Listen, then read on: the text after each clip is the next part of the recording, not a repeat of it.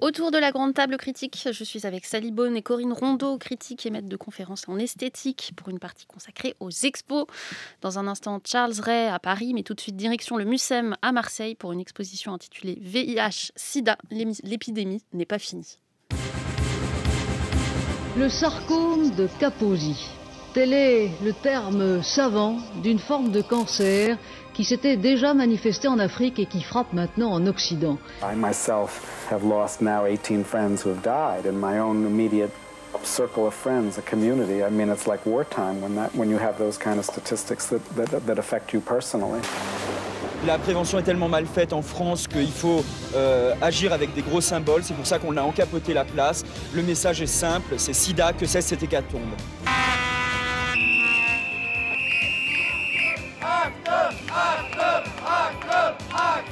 SIDA, Paris aux sinistrés.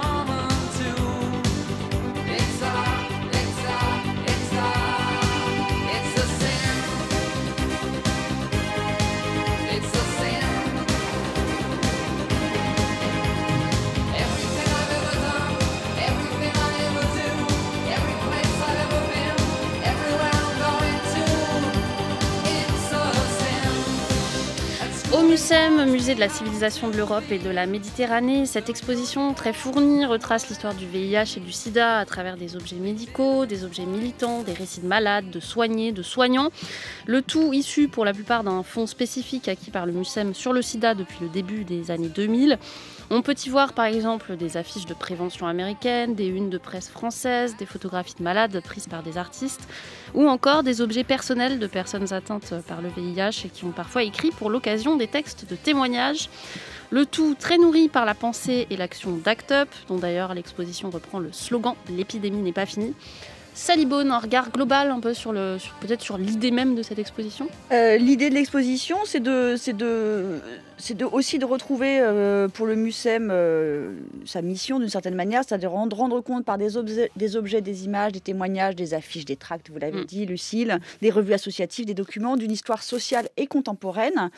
Par exemple, sur les 440 objets ou œuvres présentés aussi, 300 sont issus des collections du Mucem. C'est important de le dire parce qu'effectivement, ça fait longtemps qu'ils travaillent là-dessus. C'est pas une exposition qu'on pourrait dire est opportuniste, c'est-à-dire de répondre à la question de la pandémie qui est aussi la nôtre aujourd'hui, à un retour sur une histoire. Donc il y a ça qui est la dimension un peu historique. Donc c'est retracer l'histoire sociale et politique du VIH, du sida, en regroupant tous ces objets issus de cette collection. C'est aussi donner un regard rétrospectif sur l'histoire sociale de la maladie et les mobilisations sociales qui sont organisées depuis le début des années 1980. C'est aussi le sens politique de l'exposition. Et vous l'avez dit en reprenant le slogan d'Act Up, de signaler que l'épidémie n'est pas finie et de montrer aussi comment les luttes sociales peuvent s'organiser pour répondre à la question de la maladie. Alors, c'est aussi l'ouverture de l'exposition donne le ton un petit peu, c'est-à-dire aussi ramener au présent une histoire qui peut paraître un peu passée, même si c'est quand même extrêmement récent. Oui, en fait, c'est étonnant ça, je trouve, on s'en rend compte en entrant dans l'exposition, c'est que c'est à la fois très loin pour nous, enfin en tout cas pour ma génération à moi, et très proche, et ça, on en reparlera, mais je trouve que... Oui, parce que dès l'entrée de l'exposition, on a des témoignages en fait, de personnes qui aujourd'hui racontent leur sida, ou en tout cas leur séropositivité, parce qu'ils ne sont pas tous malades, mais en tout cas, ils portent le virus. Et on est ensuite immédiatement aussi mis dans une histoire, puisqu'on a le traitement journalistique, enfin médiatique, en fait, de tout début des années 80, avec des images télévisuelles, enfin des journaux télévisés, qui sont accompagnés par un regard aussi actuel, c'est-à-dire des gens qui ont participé aussi à l'organisation de l'exposition. C'est important aussi de dire ça. C'est une aventure collective. C'est-à-dire que vraiment, ils ont fait intervenir depuis des années des associations associations, des militants, des malades. Et c'est une grande aventure collective. Et donc, les gens qui regardent a posteriori, c'est-à-dire depuis notre présent, ces images des années 80, télévisuelles des années 80, c'est aussi, ça dit ce que veut faire l'exposition, c'est-à-dire ramener ça au présent et dans ce présent-là, dans notre contemporanéité. Oui, en effet, il y a cette installation avec 2 écrans télévisés qui sont mis l'un à côté de l'autre, que je trouve fonctionne assez bien, avec à droite des images d'archives. Donc là, par exemple, Christine Ockrent qui raconte dans le quartier de la Goutte d'Or les héroïnomanes qui se piquent, le début des seringues à usage unique, etc.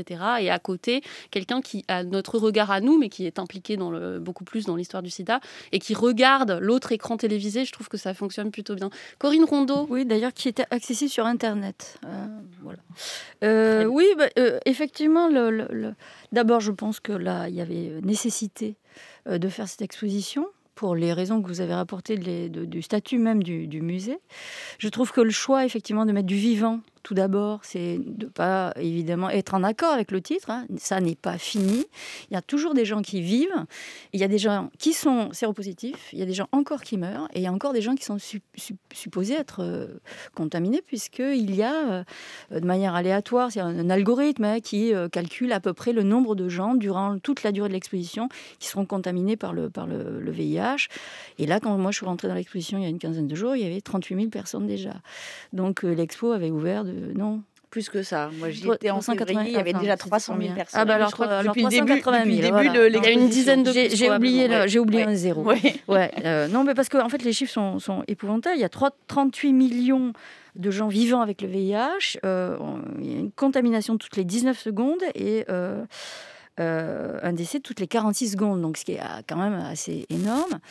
Et donc, effectivement, il y a cette dimension muséale très rapidement qui est reprise après ce vivant, ces témoignages à visage découvert. Il y en a un pas visage découvert, ça veut dire que quand même quelque chose de la vie sociale traîne très fortement encore dans l'existence de certains individus. Parce qu'il faut se rappeler qu'à l'époque, les gens témoignaient à visage plutôt ils étaient cachés. Donc, et ensuite, il y a effectivement la dimension historique et médiatique, puisque c'est les médias qui ont fait l'histoire, d'une certaine manière, du sida, avec le premier article aux États-Unis dans le New York Times en 81, relatif à ce qu'on va appeler le cancer du gay.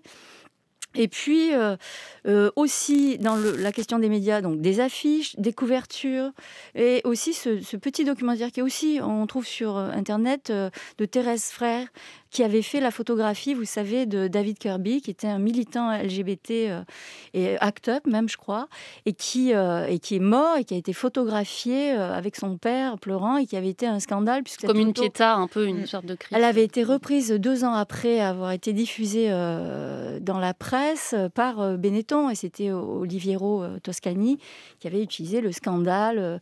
Et donc c'était intéressant parce que ceux qui le critiquaient à l'époque voient dans la durée une image pour le coup empathique.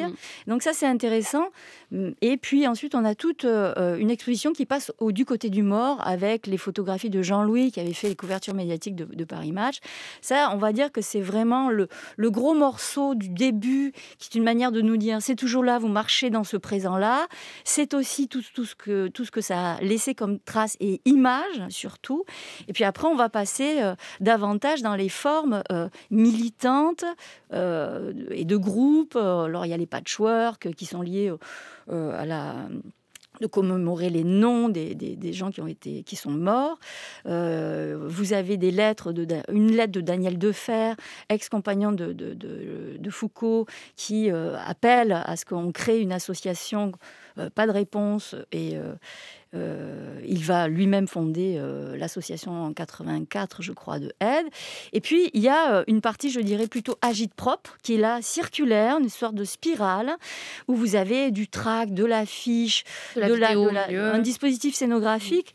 D'ailleurs, il faut peut-être dire que les personnes qui ont fait la scénographie, Cécilia Génard et Alma Gromard, travaillent justement dans le graphisme contre l'invisibilisation. Alors ça me paraît intéressant par rapport aux réserves que j'ai sur l'exposition. On en reparlera peut-être, Sally, vous nous dites ce que vous pensez justement peut-être de la juxtaposition de tous ces objets qui sont extrêmement différents, qui ont des statuts différents, qui sont parfois des objets d'art qu'on retrouve au milieu d'autres objets qui sont des objets d'usage courant, comme c'est le cas d'ailleurs beaucoup au MUCEM, c'est-à-dire patrimonialiser des pratiques. Comment est-ce que ça fonctionne ? Est-ce que ça fonctionne bien selon vous ? Moyen, allez, moyen. C'est une question difficile sans doute. Alors, évidemment, le MUCEM, c'est l'héritier des musées des arts et des traditions populaires, dont son fondateur disait il faut donner la parole aux gens qui n'en ont pas.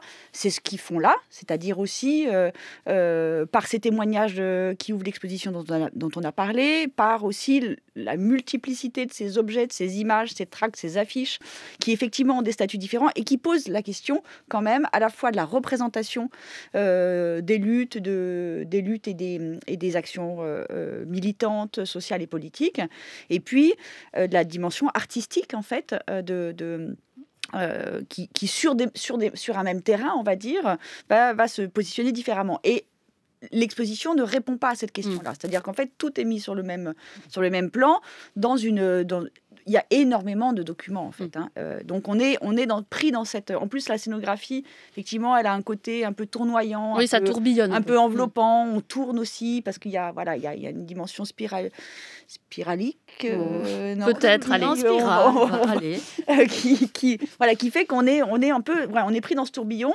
Je ne suis pas sûre que il y a une distinction absolue qui soit faite entre ces registres d'images en fait, mais je ne sais pas si c'est ce qu'il fallait faire non plus. Oui, non, c'est une vraie question que je pose. C'est vrai c'est peut-être intéressant justement à cet endroit-là, cette exposition, dans cette juxtaposition, la manière dont elle ne répond pas en fait à la question. De toute façon, j'ai l'impression qu'il y a beaucoup de questions auxquelles elle ne répond pas, probablement par gêne, aussi peut-être par un parti pris qui est celui de prendre celui d'ACT UP, qui est une vision partielle de l'épidémie de SIDA, ce qui n'est pas forcément très clair, je trouve, et c'est dommage à l'orée de l'exposition. Peut-être il faudrait qu'on ait l'indication que idéologiquement, politiquement, etc., c'est situé, quoi, Corinne Rondeau. Je suis tout à fait d'accord avec vous, c'est ma réserve, vraiment, elle est très lourde, ma réserve. Moi, j'ai vu la scénographie, puisqu'on en parlait aussi, est-ce que ça y répond, est-ce que ça y répond pas. Vous avez ça se déroule facilement au début, on rentre. Et à un moment donné, effectivement, vous avez employé le mot, Sally, d'enveloppement, on vous met dans le tourbillon du militantisme. Et quand vous faites une exposition dont le centre militant est organisé autour d'un bras levé ou d'un membre viril levé, parce qu'il y a aussi des godemichés, il y a cette volonté de dire on est là, on y va. Et quand moi, par ailleurs, moi je sais que j'ai un dégoût profond pour le militantisme à cause d'ACT UP. Parce que moi, j'avais 18 ans pendant que ACT UP était pugnace. Et je trouve qu'il y a beaucoup d'homosexuels qui n'ont pas non plus trouvé leur place à l'intérieur de ce militantisme qui était nécessaire malgré tout parce qu'il fallait faire entendre que les gens mouraient. Mais je vois aussi qu'on n'avait pas la même culture américaine qui était très infiltrée dans toutes le combat des droits civiques des années 60, y compris même les artistes qui participaient à ces mouvements-là. Et il y a une scission, on le voit très bien, il y a une scission entre les artistes. Il y a du Journiac, il y a du Atwood, mais par exemple, on a du Serrano, mais on n'a pas du Nan Goldin. Il y a plein de choses qu'on n'a pas. On a Good Boy, Alain Buffard, le chorégraphe. Bon, encore heureux qu'il y ait ces choses-là, mais en fait, elles sont complètement déconnectées. Et moi, ce qui me rend très, très malheureuse, je dois le dire, c'est que si ACT UP a marqué nos esprits, nos souvenirs en termes... Il n'y a rien sur le graphisme, il n'y a rien sur le travail de la représentation, comment elle est produite, pourquoi elle est produite comme ça. Oui, parce qu'il faut dire qu'ACT UP, ils étaient très, très forts en graphisme, ils ont créé des campagnes de... C'est facile d'aller chercher du graphisme d'ailleurs, et puis ensuite de l'appliquer. Donc, moi, en effet, il n'y a aucun commentaire de la dimension artistique. Même donc, en fait, je trouve que ces choses-là sont apposées. Elles ne sont pas en circuit de... Moi, quand on est dans un musée de tradition populaire anciennement, je pense que la pédagogie, c'est pas un vilain mot. Et il y a des choses qui manquent. Quand Daniel Defer, on sait que quand même, c'est celui qui a mis le patient au cœur d'un projet de santé, non pas de sexualité, parce que c'était ça qui posait un problème. Et que 10 ans après, finalement, ACT UP a remis la sexualité et que toute la fin de l'exposition est autour de minorités qui défendent des individualisations très fortes.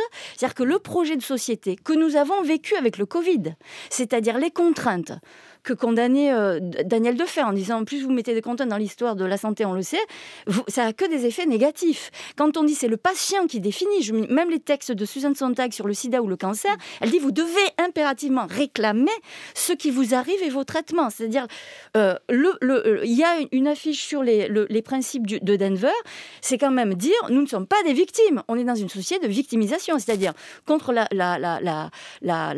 dépendance, contre la passivité. Vous avez un nombre d'articles de ce truc qui dit où est le combat.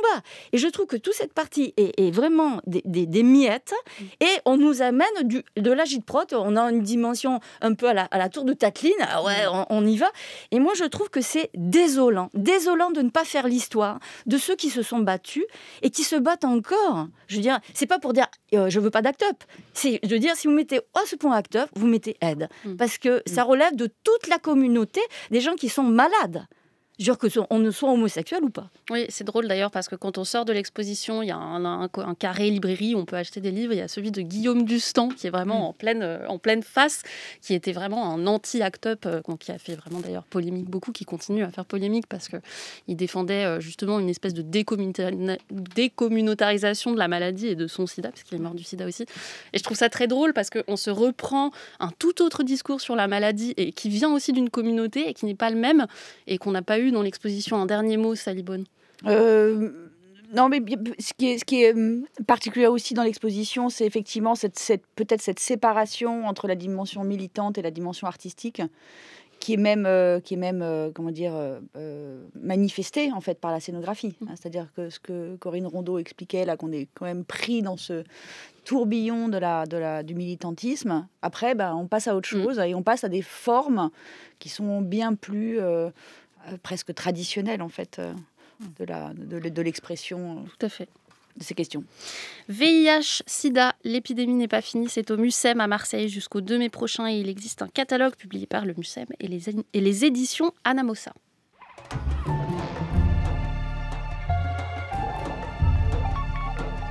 France Culture, la grande table critique, Lucille Como. Le texte est expressif et intense. Le texte extirpe. L'expressivité du texte est suffisante. Le texte est bon. Et on reste à Marseille avec ce coup de cœur de vous, Sally, pour un événement qui se déroule à la fois au FRAC, Fonds régional d'art contemporain, et au Centre international de poésie Marseille. Tout cela est consacré au poète Tarkos, qu'on entendait à l'instant. Vous nous dites un peu qui Tarkos était... poète, oui. Tarkos, c'était un poète qui voulait sauver la langue, sauver sa langue, non en un sens qu'on pourrait juger nauséabond, mais au contraire en la sauvant, en la faisant travailler, en la faisant vivre. Il a écrit des poèmes, fait des performances, des dessins, des lectures sur une période d'une dizaine d'années, entre le début des années 90 et le début des années 2000. Carrière à la fois fulgurante et assez magnifique. Alors cette exposition Tarkos poète est un événement parce qu'elle montre cette pensée poétique qui se déploie dans sa matérialité, dans sa diversité, dans sa gestualité. Et c'est une exposition en 2 lieux qui montre toute la cohérence, la grande cohérence d'une œuvre majeure, la continuité justement entre les interventions orales, leur puissance de réel, les textes écrits, la recherche d'une forme dans l'espace de la page, une attention aussi particulière à la typographie, à la mise en page, et aussi une importante pratique graphique parce qu'il y avait beaucoup de dessins. Et donc c'est à l'invitation du directeur du CPM, Michael Batala, deux commissaires d'exposition qui sont aussi les éditeurs du Kilo qui vient de paraître, c'est un ensemble d'inédits qui vient de paraître chez POL, donc David Christoffel et Alexandre Marre, qui ont conçu cette exposition en effectuant une collecte dans les archives de l'IMEC, mais aussi dans les collections du FRAC, mais aussi auprès de prêteurs privés qui avaient beaucoup, parce que Tarkos écrivait beaucoup de lettres, et donc en fait ils sont allés récupérer l'ensemble des lettres parfois assez étonnantes que Tarkos récupérait. L'exposition se tient sur les 2 lieux, et elle est organisée selon cette continuité visuelle, sans ordre chronologique et sans discontinuité. On trouve des publications, des livres, beaucoup de revues auxquelles Tarkos a participé, des documents originaux tels que des carnets, des cahiers manuscrits, des dessins, etc. Et puis pour finir sur cette exposition, c'est aussi ce qu'on retrouve dans le Kilo, un texte qui offre une somme de textes essentiels à la poésie et où, je le cite, un titre de son texte, où l'on verra Tarkos résoudre définitivement le problème de l'imbécilité. Il me semble que c'est une bonne chose en ce moment. Tarkos poète, c'est jusqu'au 15 mai prochain. Je profite de ce moment pour signaler, chère Sally, que vous avez publié récemment un opus intitulé « Écrire, écrire, écrire ». Ça a l'air d'être en rapport, c'est pour ça que je le dis. Et c'est personnel et informé sur le processus et la matérialité de l'écriture, et que ce livre a paru aux éditions Arléa. France Culture, la grande table critique, Lucille Como. Le dernier objet de cette grande table critique est une exposition doublement installée à la Bourse du Commerce et au Centre Pompidou à Paris, consacrée à Charles Ray. Il est américain, né en 1953 à Chicago. Il vit et travaille à Los Angeles, une œuvre de sculpteur qui regarde de près l'histoire de la sculpture. Évoquons par exemple ce mannequin de vitrine, perruque et tailleur parfaitement proportionnés comme tous les mannequins, mais 30% plus grand que la normale. Ou encore cette sculpture qui avait trôné pendant plusieurs années à Venise, un petit garçon nu de marbre d'un blanc éblouissant tenant devant lui, bras tendus, une grenouille. On l'écoute, Charles Ray parler de son travail, c'était sur Arte il y a quelques semaines. Il évoque la sculpture qui accueille le spectateur devant la bourse, une statue le représentant sur un cheval. Il y a une tradition dans les monuments représentant les chevaux et leurs généraux, leurs capitaines. Ils sont hauts dans le ciel, sur un piédestal. Cette sculpture est posée sur le sol. Je suis avec vous et votre voisin. Dans un sens, je suis au même niveau d'existence que vous. Je ne veux pas que vous entriez dans une pièce en disant « Qui a mis ça là? Combien de temps ça va rester là? Qu'est-ce que ça fait là ?» Je veux que les sculptures s'intègrent dans votre espace, dans votre existence, de façon à les rendre inamovibles de la pièce, de la place où elles se trouvent. Si vous les percevez comme telles, peut-être que vous commencerez à vous percevoir vous-même comme intégré dans la société, dans votre espace social. Corinne Rondeau, est-ce que les sculptures de Charles Ray vous aident à vous intégrer dans votre structure sociale ? Alors, comment vous dire ? Je ne suis pas sûre que je puisse y répondre. Non. Cependant, bon, c'était une blague. Je trouve que le travail de Charles Ray a plutôt tendance à me mettre là où je suis, ce qui n'est pas tout à fait le cas dans ma vie sociale. Donc, j'aurais tendance à lui dire oui, à vous répondre par la positive. Voilà. Donc, disons que ces deux expositions qui sont à deux lieux ne se présentent pas de la même manière, même si on a un large spectre de la monographique de Charles Ray. L'une, donc à Pompidou, vous avez des pièces qui sont encerclées par un rectangle et donc le spectateur ne peut pas se rapprocher. Donc ça a tendance à créer une sorte de narration entre les pièces. Il y a deux plateaux comme ça, puis d'autres pièces qui sont aussi à distance de nous. Sans doute pour des raisons, mais ça à vérifier, pas assez de gardiens à Pompidou, puisqu'apparemment il faut un gardien pour une sculpture. Et quand vous arrivez par contre 10 minutes après à la Bourse, vous avez la rotonde avec des gardiens bien sûr, mais 3 pièces qui sont dans une circulation où vous pouvez vous rapprocher. Très grande rotonde, immense rotonde, 3 pièces seulement au milieu. Zénithale, très beau. Ça c'est très beau. La fresque du dessus, le panorama, et puis le deuxième étage où là on a vraiment, je dirais, une manière de traverser les espaces entre les pièces, puisque l'une des spécificités quand même de Charles Ray, c'est pas mettre des sculptures dans l'espace, c'est de faire de la sculpture avec de l'espace. Il n'y a pas de sculpture sans espace. D'ailleurs, 2 anecdotes qui sont assez intéressantes, dont l'une, c'était un acheteur. Je dis, je n'ai pas l'impression qu'il saisisse en fait ce que je fais, parce qu'il dit penser sculpturalement. Il ne s'agit pas de penser la sculpture, Charles Ray. Donc, il envoie cette caisse avec la sculpture et il envoie une douzaine d'autres caisses vides. Qui est une manière de dire... Alors, le type ne comprend rien, évidemment, mais c'est une manière de dire... en fait, ces caisses vides relèvent de l'espace qu'il y a autour de cette pièce que vous allez mettre. Donc, il y a ça. Et puis, il y a la question de la bouteille qu'on voit à Pompidou et ses sculptures. Il a fait souffler une bouteille. Il a fait passer la sculpture par l'intérieur. Et c'est une manière assez, je dirais, simple de voir qu'il n'y a pas qu'une sculpture dans la bouteille. Il y a l'espace autour du corps dans un espace, qui est en l'occurrence une bouteille. Donc, si on ne fait pas je crois, en termes d'expérience, et moi, je n'ai pas du tout envie de théoriser sur ce ce sculpteur, d'abord parce que j'aime pas la sculpture, mais c'est surtout qu'en fait j'ai une expérience avec cette sculpture qui est aussi grande que celle que j'ai avec un Rodin par exemple. C'est de la sculpture qui vous met dans un rapport physique et optique extrêmement fort, et je pense que Charles Ray est un des plus grands post-moderne dans ce sens-là, parce qu'il a une capacité et la rigueur, parce qu'il y a une durée d'élaboration des sculptures qui sont phénoménales. Il y a, à Pompidou notamment, vous avez un tas de c'est une sculpture de tas de vêtements, et en fait, il a mis 20 ans à la faire. Ce qui veut dire que voilà, il faut atteindre une justesse. Tas de vêtements en sculpture. En sculpture. Je crois que c'est du papier. Non, parce qu'il y a aussi des sculptures en papier mâché. Oui, papier mâché, aluminium, acier, et c'est chaque fois un modèle scanné, donc photographié, ensuite travailler l'argile et ensuite toujours la fibre de verre, et après quoi il prend son matériau définitif. Donc il y a une élaboration qui est très longue, et comme il dit, je travaille toujours avec les mains, mais en fait maintenant les processus ont changé, je travaille donc avec 20 personnes, c'est-à-dire 40 mains. Sally Bone. Alors, c'est une exposition, c'est un travail très étonnant en fait, qui se complexifie à mesure qu'on l'approche.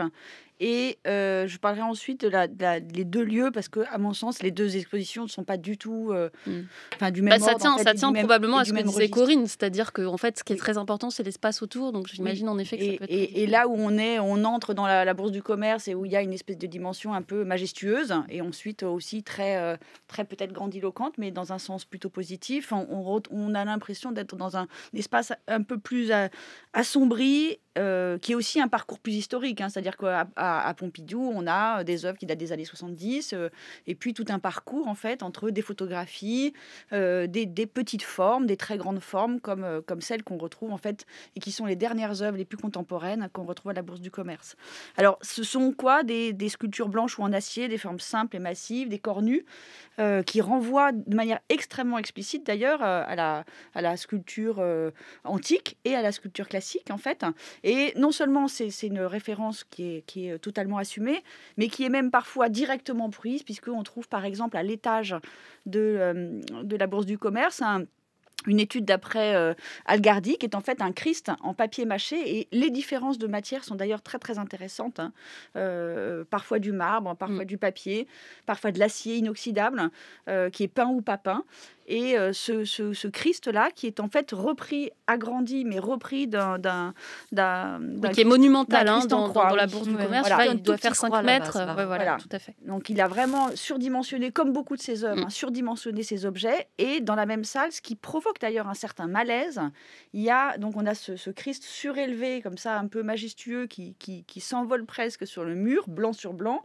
Et puis à côté de lui, on a un bloc de béton sur lequel il y a un nain comme écrasé, qui dort, mais il est comme écrasé. Sur le ventre. Ouais. Sur le ventre. Et donc, il y a cette distinction-là, comme ça, entre la espèce de légèreté du Christ et la dimension concrète, au sens à la fois du terme en anglais de béton, et en même temps de sa présence, comme ça, qui est assez fascinante. Alors, il y a aussi, pour poursuivre sur ce que disait Corinne, cette question de l'espace entre, qui est évidemment manifeste, et qu'on trouve de manière très prégnante quand on entre dans la rotonde. Il y a ce petit garçon qui est lui aussi légèrement surdimensionné, et qui tient dans sa main une petite voiture qui est en fait une coccinelle. L'œuvre s'appelle The New Beetle. Et en fait, la manière dont il est assis, l'angle que prend ses jambes, l'espace du bras qui tend vers... En fait, tout concourt à montrer, à désigner justement la manière dont on doit se tenir vis-à-vis de cette œuvre-là. Et on comprend ensuite qu'il est question de ça dans toute l'exposition. Et ensuite, c'est aussi dans cette rotonde le rapport, en fait, c'est une manière de reconstituer le passé, puisqu'il y a lui-même vieux, il y a cet enfant, il y a sa voiture de quand il était petit qui a été replier, déplier, reconstituer, etc. Donc il y a vraiment ce rapport entre l'enfance et l'histoire de son travail, en fait. Est-ce que c'est pas un peu simple, justement, tout le propos qu'il y a derrière? Parce que j'entends bien le truc sur l'espace, je trouve ça vraiment très très réussi. En l'occurrence, il y a une autre caractéristique de son travail qui est vraiment, vous l'avez dit, avec le grand Christ, ce truc de la proportion. Et je sens que derrière, on essaye de nous inculquer une sorte de regard critique, ou sur la société de consommation, ou sur la classe, France, ou sur le rapport à la sculpture ancien, que je trouve assez binaire et parfois un peu simpliste et qui peut m'agacer, moi. Corinne Rondeau. Non, alors on n'a pas fait la même expérience, peut-être parce que moi, j'ai pas lu de signification. Par exemple, prenons le Jeff, qui est une grande sculpture, parce qu'il y a un travail d'échelle effectivement récurrent dans le travail de Charles Ray, qui a, à mon avis, une incidence, c'est qu'il a une force de retournement du spectateur, de son regard. Quand vous avez, donc c'est une sculpture monumentale dans SDF, parce qu'on nous donne l'information, mais quand vous rentrez dans la salle, vous avez un type, une grande sculpture de marbre, assis sur un cube, les deux mains sur les deux genoux, qui est un peu avachi sur le devant, mais je vous assure, et je ne vous mens pas, j'ai eu la même vision de force sculpturale que le Moïse de Michel-Ange à Rome. C'est-à-dire qu'à un moment donné, vous êtes face à quelque chose qui est en train d'être suspendu dans une attitude, parce que vous ne savez pas s'il va à nouveau s'avachir ou s'il va se lever, comme le Moïse de Michel-Ange, on ne sait pas s'il va laisser tomber les tablettes ou pas. Il y a une puissance sculpturale et qui ressemble aussi je dirais, à cette manière dont il y a de la présence physique chez le spectateur, dans cette manière dont il arrive à tendre l'espace tout autour de sa sculpture, mais en fait, ça n'arrête pas de vivre. Et je pense qu'en fait, lorsqu'il appelle des figures comme le Sleeping Woman, par exemple, cet aluminium, je crois que c'est, ou de l'acier inoxydable, je ne sais plus. Elle est couchée, elle a un visage presque radieux. C'est une SDF, on a encore l'information, on peut le supposer une américaine, afro-américaine. Mais en fait, vous avez un tas de sommeil. Vous avez une masse de rêves là. Et moi, je les ai vus, comme j'ai fait l'expérience à New York, du poisson de Brancusi a tourné sans arrêt. D'ailleurs, je l'ai vu sur mes photos. J'ai dit, mais en fait, tu as fait comme le poisson de Brancusi. C'est-à-dire que ça te met dans une temporalité, une expérience de l'espace, mais aussi une approche. Et quand on voit les grands mannequins qui sont tout le début... Les années 90, ouais, c'est le milieu de sa carrière. Les années 90, ces grands modèles de 2,50 m, les Fall 91, là, les grandes ladies, par exemple, vous rapprochez, autant vous diminuez. Mais en fait, ça ne vous regarde pas. En fait, la sculpture de Charles Ray ne vous regarde pas. Et quand elle ne vous regarde pas, elle vous demande une chose, parce qu'il y a une tension, une justesse de la fabrication de l'expérience du temps à l'intérieur de la réalisation des pièces, qui fait qu'en fait, c'est à vous de le faire. Et ça fait penser, en fait, à l'expérience de l'anamorphose des ambassadeurs d'Holbein. Vous savez que pour voir tout, vous ne pouvez pas le voir. C'est où vous vous rapprochez, vous voyez l'anamorphose, soit vous êtes de loin. Mais d'une certaine manière, au lieu de faire de l'allégorie, l'homme est fini, Charles Ray dit... Finalement, vous faites une expérience qui ne vous met pas dans le fini, mais une manière d'étendre la durée de votre expérience, qui est aussi l'existence du regard, à condition, effectivement, que vous vous saisissiez de quelque chose qui ne vous regarde pas, y compris un nain, y compris un SDF, etc., etc. Charles Ray, c'est donc au Centre Pompidou et à la Bourse du Commerce. Centre Pompidou, c'est jusqu'au 20 juin et à la Bourse du Commerce, c'est jusqu'au 6 juin, le tout à Paris. Et il y a aussi, bien sûr, un catalogue. La Grande Table Critique, c'est fini pour aujourd'hui. Merci beaucoup Corinne Rondeau, merci Sally Bonne à la préparation de l'émission. Il y a Aïssatou Ndoye et Boris Pinault à la réalisation, Perry Legras à la technique. Aujourd'hui, c'était Anthony Thomasson et Dimitri Paz. Vous pouvez réécouter l'émission en vous rendant sur le site de France Culture. Vous pouvez également vous abonner au podcast de la Grande Table Critique sur l'application Radio France. France Culture, l'esprit d'ouverture.